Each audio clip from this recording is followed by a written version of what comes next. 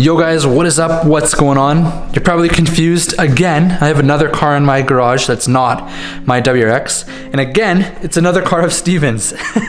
So he just actually picked this up recently as more of like a winter car. Actually, it's really good for the winter because he has his Miata in the summer. It's a 2007 Acura MDX, and literally driving down here was quite a snowstorm and it just drove really awesome, he said. So Steven picked up some Morimoto D2S bulbs for the OEM projectors here, as you can see, from Foglights. And then we have a problem. The fog lights down here are still the factory halogen ones. We're actually gonna swap those out today. That's why we're down here. We've been lucky enough to partner up with another company called JDM Astar. They make some nice LED headlights, all different sizes and types and whatnot.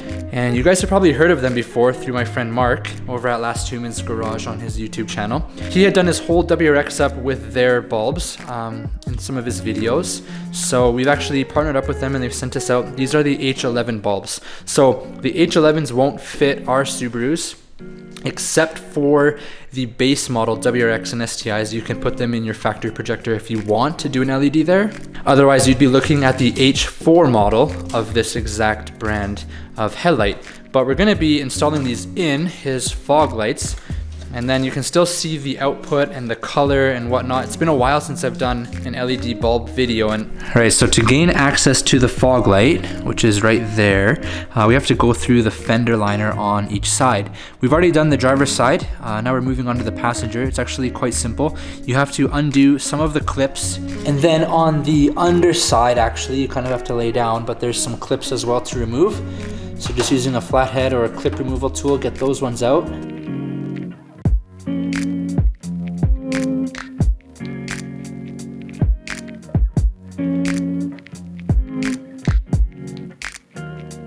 Then basically squeeze your arm back in, fit the bulb into the hole there, try and line it up. It's a little bit challenging, and then it'll click into place and then you can connect it back up. All right, and so that is it. The new bulbs are installed. We'll put the old ones back in here for safekeeping.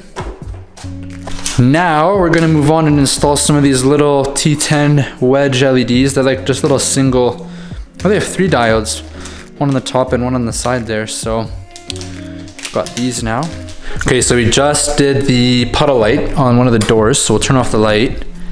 And then, yeah, we're gonna see.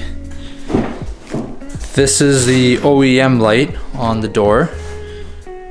And then that's the new JDM Astar T10 LED bulb that we put in right here.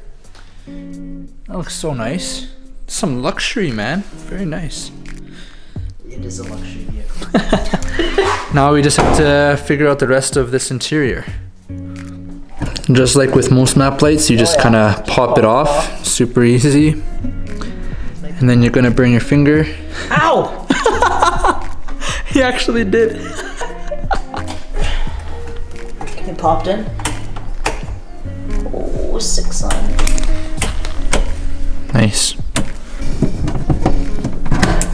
All right, so we've got the new fog lights in, and then we finished replacing all these bulbs. There are so many in this car, but swap them all out.